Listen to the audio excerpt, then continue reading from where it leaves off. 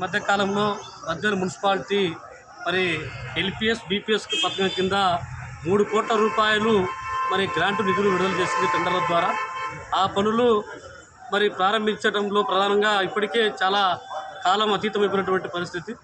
అంటే 3 నెలల క్రితం వేసినటువంటి ఈ యొక్క సీసీ రోడ్ల టెండర్లు మరి 3 నెలల తర్వాత ప్రారంభిస్తే మరి ఆదిలోని అంశపాదన చందంగా ఈరోజు అధికార పార్టీలో టీడీపీ నేతలు ఉన్నటువంటి వర్గ పోరు కారణంగా ఈరోజు పూర్తి స్థాయిలో మేము భూమి పూజ చేయాలని ఒక వర్గం, మేము భూమి పూజ చేయాలని ఒక వర్గం, భూమి పూజతో అభివృద్ధి ఆపుతారా? మరి ఈరోజు పద్దెనిమిది మున్సిపాలిటీలోకి వచ్చేటువంటి గ్రాంట్ను నిధులు ఏవైతే ఉన్నాయో వాటిని మీరేమో తీసుకొచ్చి ఏమైనా చేశారా? ఈరోజు 20 నెలలు పూర్తి అవుతుంది అధికార పార్టీ వచ్చి.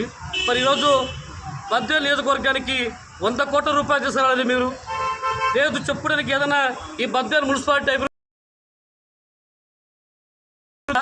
లేకుంటే ఒక ట్రాకింగ్ రోడ్ ఏమైనా ఉందా? ఏమీ లేవు. అసలుకి వచ్చేటువంటి పన్నుల రూపంలో వచ్చే డబ్బులతోనే ఈరోజు అదో కొంతమేరకు రోడ్లు వేస్తూ ఉంటే ఆ రోడ్లు కూడా ఈరోజు 2 వర్గాలు పూర్తిగా ఈరోజు మేము ఒక అడ్డుకునేటువంటి ప్రయత్నం, దాన్ని మొత్తం కూడా ఈరోజు పక్కన పెట్టే ప్రయత్నం. మేము కూడా చెప్తా ఉన్నాం, ఈరోజు మీ రాజకీయ వర్గాలు మాకు అవసరం లేదు, మీ రాజకీయాలు మాకు అతీతంగా మేము మాట్లాడుతూ ఉన్నాం, మీ వర్గపోరు మాకు అవసరం లేదు. వచ్చినటువంటి అభివృద్ధి పనులు ఏవైతే ఉన్నాయో వాటిని మాత్రం ఆపేటువంటి ప్రయత్నం చేయొద్దండి. అందుకే ఈరోజు ఆర్డీఓ గారికి భారత కమ్యూనిస్ట్ పార్టీ సిపిఐ బృందం కూడా స్పష్టంగా చెప్పాము. మేము ఆయనకు వినతి పత్రం ఇచ్చాం. సార్, అధికారుల పర్యవేక్షణ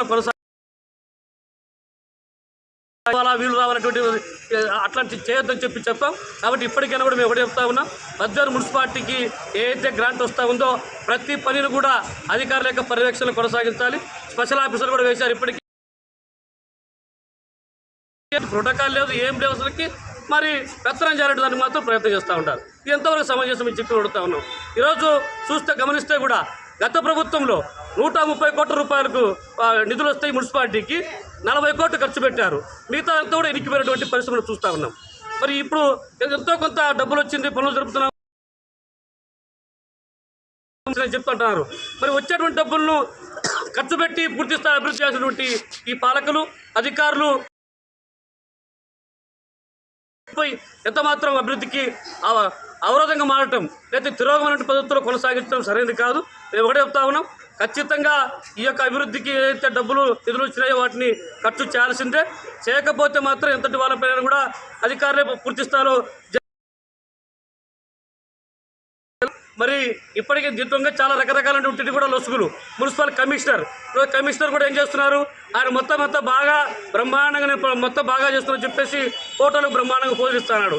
కానీ చూస్తే ఎట్లుందంటే ఆయన పనులు చూస్తూ ఉంటే కూడా రకరకాలైనటువంటి పద్ధతుల్లో అంటే ఇనానిమస్గా ఇచ్చేటువంటి టెండర్ లేకుండా ఇస్తూ ఉన్నాడు.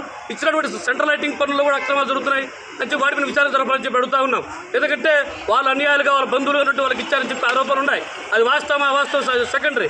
కానీ ఇచ్చేటువంటి పనులు కూడా ఈరోజు ఆ పనులు కూడా మున్సిపాలిటీ కార్మికులతో పనిచేస్తూ ఉన్నారు. ఇదెక్కడ న్యాయం చెప్పి అడుగుతూ ఉన్నాం. కాబట్టి మొత్తం రోడ్లు వేసే క్రమం కూడా సరైనటువంటి పద్ధతుల్లో నాణ్యత ప్రమాణాలు ఎక్కడ కూడా పాటించినటువంటి దాఖలాలు లేవు. కాబట్టి వీటన్నిటిపైన కూడా పూర్తి స్థాయిలో విచారణ వర్గపోరు కారణంగా అభివృద్ధికి ఆటంకంగా మారితే మాత్రం సమస్యలని చెప్పి దీనిపైన ఆందోళన కార్యక్రమం